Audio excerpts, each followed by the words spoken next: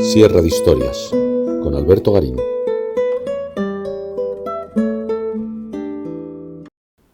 Los castillos del Loira son, dentro del patrimonio francés, de los monumentos más conocidos en todo el mundo, y por lo general asociados al Renacimiento, considerando que en estos palacios construidos a lo largo del Valle del Loira, los arquitectos franceses lograron asumir todo ese renacimiento italiano. No es del todo cierto.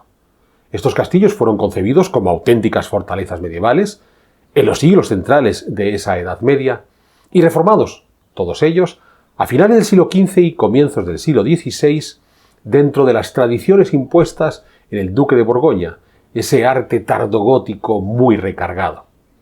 A partir de ahí es posible que se fueran haciendo pequeñísimas reformas ya no solamente décadas más tarde, sino siglos más tarde, apuntándose al lenguaje clásico.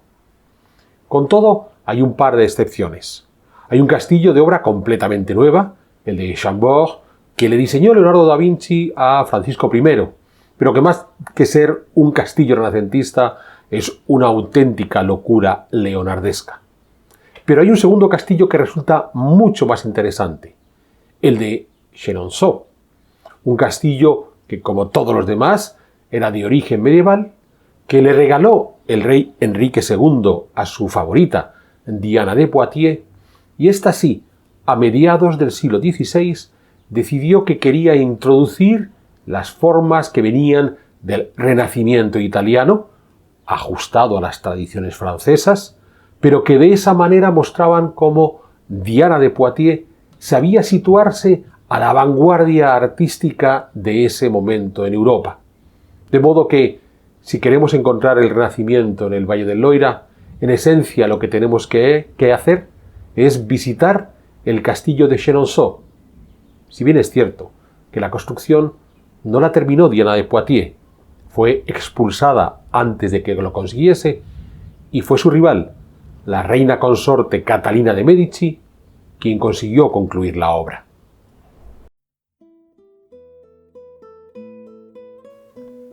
Desde finales del siglo X, el Valle Medio del Loira quedó dividido entre los señores de Blois en la parte oriental y los señores de Anjou al occidente, con su corte establecida entre Tours y Angers. El enfrentamiento entre estas dos casas hizo que esta parte del Loira se llenase de castillos en un empeño de unos y otros de forzar el avance de las fronteras. A comienzos del siglo XV, el rey Carlos VII trasladó la corte al Valle del Loira, aprovechando estos viejos castillos de las guerras de los Blois y los Anjou. Unos castillos que se fueron adecuando a las nuevas modas, sobre todo las que venían llegando desde el Ducado de Borgoña, ese tardogótico muy recargado. Hicimos una sierra de historias al respecto. Aún en la primera mitad del siglo XVI, la corte francesa continuaba en el Valle del Loira, y cuando Francisco I se convirtió en rey de Francia, quiso imponer allí sus gustos leonardescos, como pudimos ver en la sierra de historias dedicada al castillo de Chambord. Pero Francisco I, a la vuelta de su cautiverio en Madrid en 1526, dejó de frecuentar el Valle del Loira, trasladándose a la Île-de-France, donde se hizo rehabilitar el viejo castillo de Fontainebleau y construir el castillo de Madrid. Los castillos del Loira podían haber quedado en el olvido, pero ese largo siglo de permanencia de la corte en el valle había generado una serie de hábitos que trascendieron más allá de los cambios de gusto de Francisco I. Para comenzar, porque la situación de inestabilidad militar que había vivido el Loira durante la Baja Edad Media había concluido con el fin de la Guerra de los 100 Años tras la caída de Burdeos en 1453. Es cierto que los reyes franceses hubieron de seguir combatiendo, tanto contra el duque de Bretaña como sobre todo contra el duque de Borgoña. Los ingleses salieron del conflicto inmersos en su propia guerra civil, la Guerra de las Dos Rosas. Pero esos enfrentamientos de los monarcas franceses contra bretones y borgoñones se desarrollaron lejos de esta zona central del Valle del Loira. De modo que, alejada la guerra del Loira, el lugar, paisajísticamente agradable, se convirtió en un sitio muy atractivo. A ese factor de ser un espacio entrañable, vino a unirse esa permanencia de los reyes en el Loira hasta que Francisco I cambió de gustos, por lo que la nobleza también acudió y rehabilitó sus propios castillos en la vecindad de las fortalezas de los monarcas. Así, Carlos VII, cuando decidió establecer la corte en Bourges, aguas abajo del Loira, pidió rehabilitar el castillo de Chinon, la que fuera fortaleza favorita de Enrique II Plantagenet, el rey de Inglaterra, y su esposa Leonor de Aquitania ya por el siglo XII, pero también residencia de la Orden Templaria, hasta su disolución a comienzos del siglo XIV. Pues bien, a una docena de kilómetros de ese Chinon rehabilitado por Carlos VII, Antoine de Bueil, uno de los capitanes del monarca, y quien se casó con la hija que Carlos VII tuvo con su amante Agnès Sorel, Bueil rehabilitó el castillo de Ussé. Es cierto que Bueil terminó por arruinarse y tuvo que vender el castillo, aún en obras, a Jacques d'Espinay, chambelán real, que fue quien concluyó los trabajos en la fortaleza y quien lanzó la construcción de una colegiata que debía convertirse en el panteón familiar. Esta primera parte de la restauración siguió los modelos borgoñones, con una arquitectura medieval muy recargada, fácil de observar en los matacanes corridos que rodean todo el castillo, o los vanos enmarcados en arcos conopiales o deprimidos. Ese dominio de las formas tardogóticas se hizo aún más patente en la colegiata, levantada entre 1521 y 1538, en donde toda la arquitectura bebía de las formas ojivales muy decoradas, aunque el coro, realizado por Jean Goujon después de haber terminado la arquitectura, ya comenzaba a seguir las modas clásicas. Recordemos que en Francia el tránsito definitivo en el mundo del arte, del gótico al renacimiento, se produjo, como en los territorios de los Habsburgo, en la década de 1530. Este castillo de Ussé es un buen ejemplo de esa transición, con una arquitectura aún medieval que da paso a lo clásico en esos 1530. Pero la familia d'Espinay, que tanto invirtió en Ussé, no pudo sacarle todo el partido que hubiera deseado. Por un lado, los monarcas, a partir de Luis XI, dejaron de frecuentar Chinon y optaron por un castillo situado más al oriente, Amboise, con lo que Ussé quedó fuera de las rutas reales. Por otro lado, los Espinay, como antes le había ocurrido a los Bueil, se arruinaron, y el castillo fue pasando por sucesivos propietarios, quienes siguieron reformando el conjunto, añadiendo el patio clásico o dotándole de los acabados finales que vemos hoy, incluido el gran jardín diseñado por Lenôtre, el arquitecto que además había hecho los jardines de Versalles, una obra, esta de Lenôtre en Ussé, ya de la segunda mitad del siglo XVII, en tiempos del marqués de Valentinet, secretario de Luis XIV. Por cierto, cuando Charles Perrault escribió el cuento de La Bella Durmiente, aparecido en 1697, se basó en el castillo y los bosques de Ussé para colocar a sus personajes. No ha de sorprendernos. Charles era hermano de Claude Perrault, arquitecto de Luis XIV, colaborador habitual de Lenôtre, de modo que Charles, el literato, pudo acceder sin dificultad a Ussé. Pero regresemos a los castillos del siglo XVI.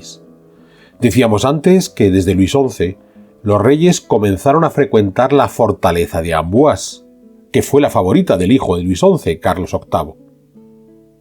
Cuando Carlos VIII murió en 1498 y fue sucedido por su primo Luis XII, este prefirió otro castillo del Loira, el de Blois, y a su vez, cuando Luis XII murió, siendo sucedido por Francisco I, este, en su juventud, hubo de compatibilizar su gusto por Amboise, donde había pasado su infancia, con Blois, donde quien había pasado su infancia fue la reina Claudia, esposa de Francisco e hija de Luis XII.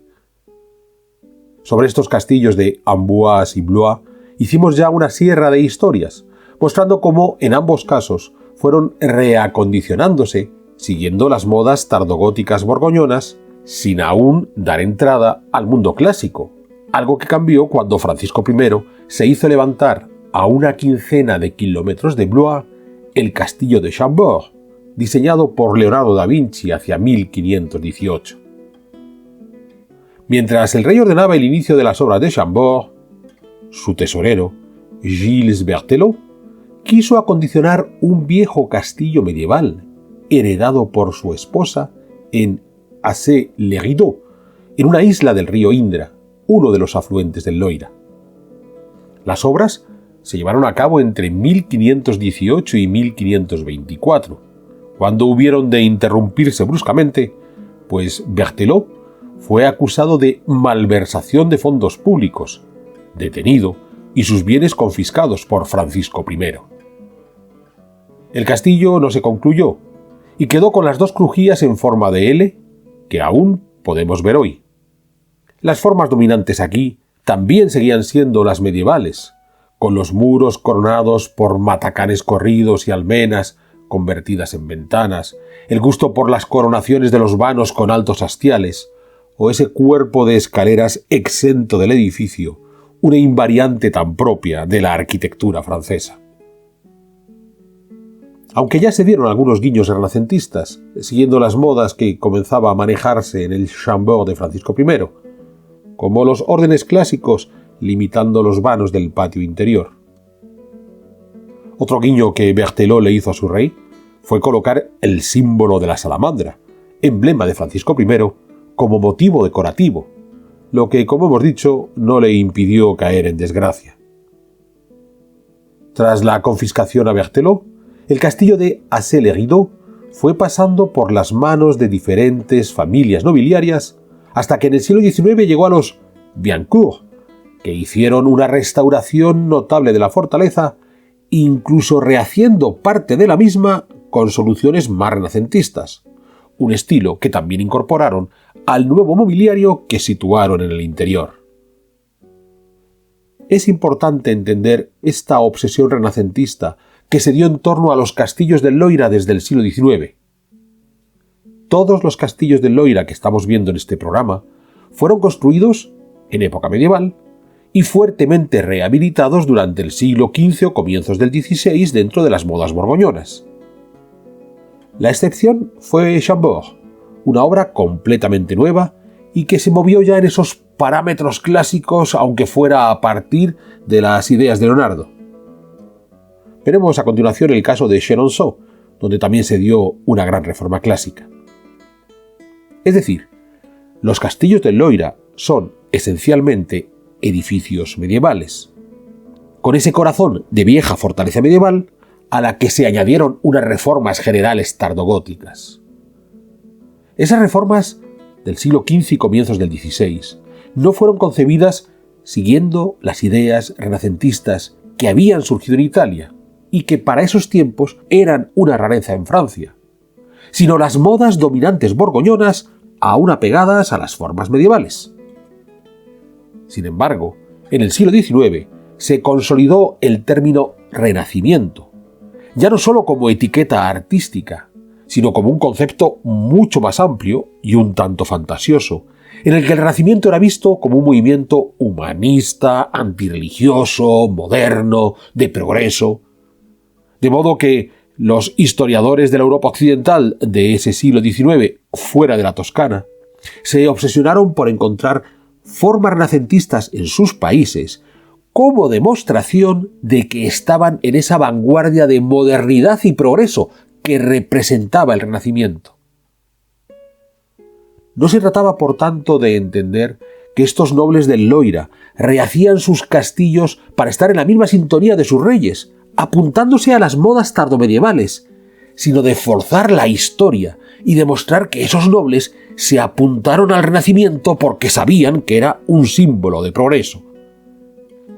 Una interpretación completamente anacrónica que gentes como los Biancourt quisieron reforzar al hacer más renacentista su castillo de Assay-le-Rideau, pese a que en su origen estaba inserto en las modas tardomedievales. Ojo, aquí no estamos ante un debate estilístico, sino ante una forma de interpretar la historia. Si el pasado no se ajusta a las creencias del presente, por ejemplo, si los castillos del Loira nos cuentan que Francia seguía en el mundo medieval aparentemente oscuro, cuando Italia ya estaba en el Renacimiento, periodo de supuesto esplendor, lo que hay que hacer es cambiar la historia. Claro está, no puedo viajar al pasado y rehacer los acontecimientos, pero sí puedo manipular los vestigios de ese pasado, como por ejemplo ha ocurrido en los castillos del Loira, al vestirles con ropajes renacentistas, aunque sea edificando estructuras neorrenacentistas, o amueblando con objetos que sí son de Renacimiento, pero que no estaban en el Loira cuando se construyeron esos castillos. Mas regresemos de nuevo al siglo XVI.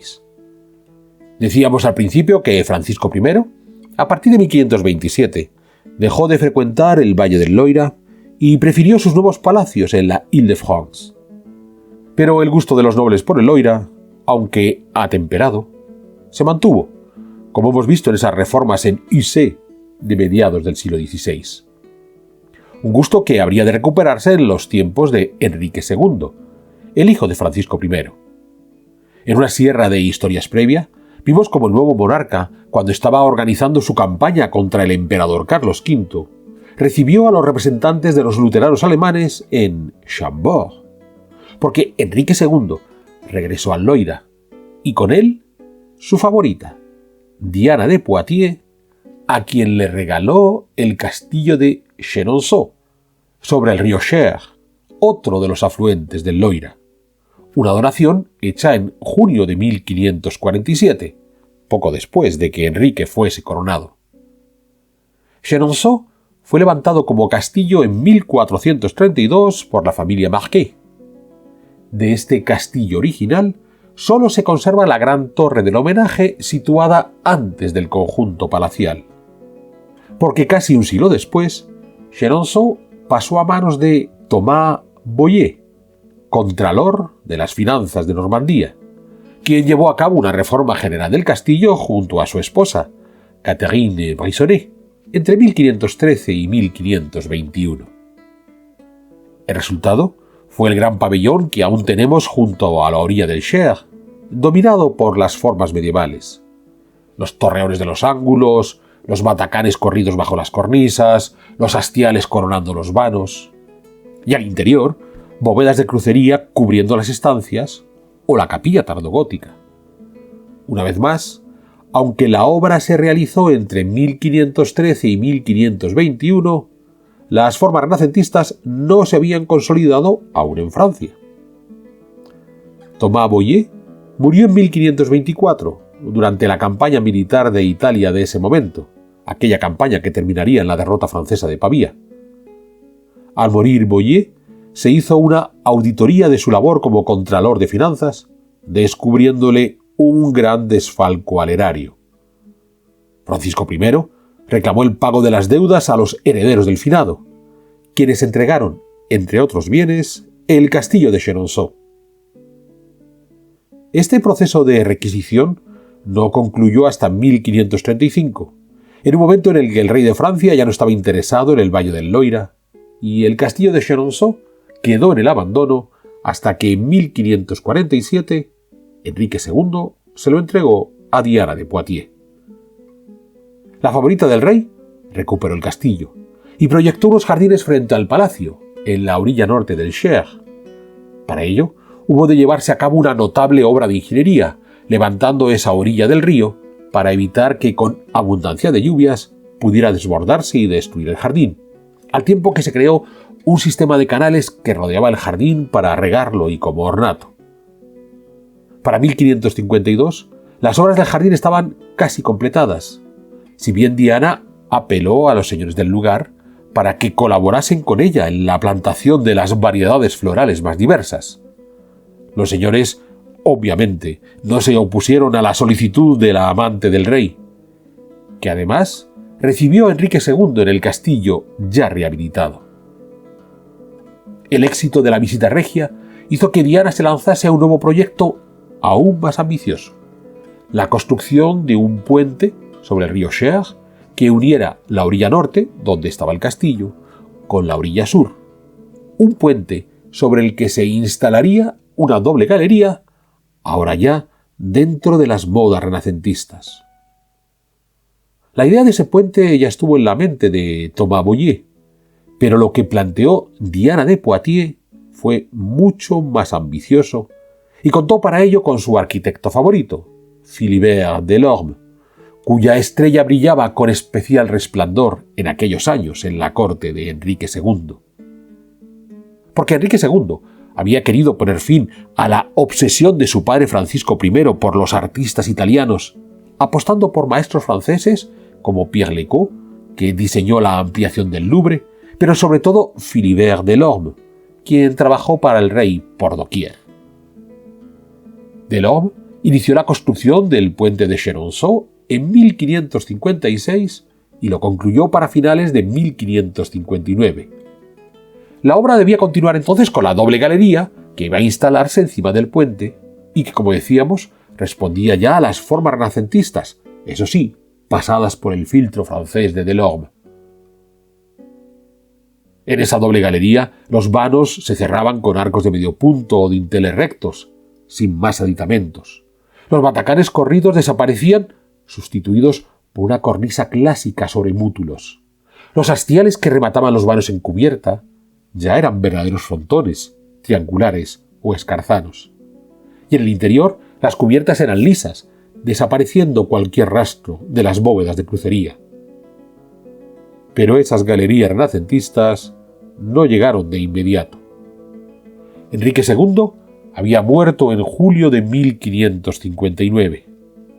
La reina viuda, Catalina de Medici, ordenó a Diana de Poitiers que se retirase de la corte y que entregase el castillo de Chenonceau a cambio de otro castillo del Loira, el de Chaumont, y Philibert Delorme fue despedido, sustituido por Il Primaticcio. Delorme quedó marginado después de esta por un lustro. Hemos de pensar que durante estos años de dominio de Diana de Poitiers en la corte de Enrique II, la legítima reina, Catalina de Medici, había quedado en una posición marginal sin parar de concebir herederos a su esposo, a quien llegó a darle 10 hijos. Una posición marginal que también estuvo presente en el Valle del Loira. Enrique II había regresado a Chambord. Le había entregado a su favorita, Diana de Poitiers, el castillo de Chenonceau, que entró en un proceso de reforma que había de marcar las modas arquitectónicas del momento, mientras Catalina hubo de conformarse con otro castillo como residencia propia, el de Chaumont. El castillo de Chaumont fue uno de los más antiguos construidos junto al río Loira a finales del siglo X por parte de los condes de Blois para frenar los ataques de los señores de Anjou. Este castillo fue completamente reedificado en la segunda mitad del siglo XV por Charles d'Amboise, un castillo que seguía las modas borgoñonas propias de la época: torreones en los ángulos, matacanes corridos, arcos deprimidos, torres de escalera exentas, hastiales sobre los vanos en cubierta. Ese fue el castillo que tuvo que adquirir Catalina de Medici para poder estar en el Loira, pagando 120.000 libras en 1550, y así poder residir a solo 20 kilómetros del exitoso Chenonceau. Ese elevado pago que tuvo que hacer la reina consorte la hizo quedarse sin fondos para llevar a cabo ningún tipo de reforma en Chaumont. Como decíamos antes, cuando murió Enrique II, Catalina de Medici sacó a Diana de Poitiers de la corte, exigiéndola que permutase sus castillos. Catalina se quedó con Chenonceau y Diana recibió Chaumont. Es cierto que ese cambio le hizo perder prestigio a Diana de Poitiers, pero también le ahorró dinero. Mantener Chaumont resultó más barato que mantener Chenonceau, solo que Catalina de Medici en ese momento no tenía problemas con sus finanzas, al actuar como regente de su hijo, el nuevo rey Francisco II. El castillo de Chaumont con el tiempo quedó en manos de los herederos de Diana de Poitiers hasta finales del siglo XVI, cuando fue pasando de mano en mano por diferentes familias nobiliarias, hasta que a finales del siglo XIX llegó a la familia Broglie, quienes llevaron a cabo la restauración historicista que ha dado la imagen que tenemos hoy del castillo y sus jardines. Mientras tanto, en Chenonceau, Catalina de Medici siguió adelante con la ampliación del castillo. Primero, Catalina quiso contar con su propio jardín frente al de Diana de Poitiers, un jardín que construyó Catalina en 1561. Con todo, la obra de la doble galería sobre el puente no se inició hasta 1576, bajo la dirección del arquitecto Jean Villon. Los trabajos avanzaron despacio a medida que Catalina se iba quedando sin fondos, hasta el punto de que en el momento de su muerte, en 1589, la obra no había concluido, ni concluiría, y hoy todavía se pueden ver las adarajas que miran hacia la orilla sur del Cher. Lo llamativo es que esa lentitud de la construcción coincidió con una presencia bastante regular de la corte de Catalina con sus hijos en el Valle del Loira. Recordemos que Catalina hubo de ver cómo 3 de sus vástagos se sucedieron en el trono de Francia, Francisco II, Carlos IX y Enrique III, a medida que iban falleciendo sin dejar herederos legítimos. ¿Por qué esa lentitud de los trabajos entonces? Pues porque Catalina de Medici se lanzó a otras grandes obras áulicas, como el Palacio de las Tullerías en París. Pero sobre todo, porque la Medici y sus hijos hubieron de hacer frente a las guerras de religión entre católicos y hugonotes. Pero eso ya es tema de otra sierra de historias.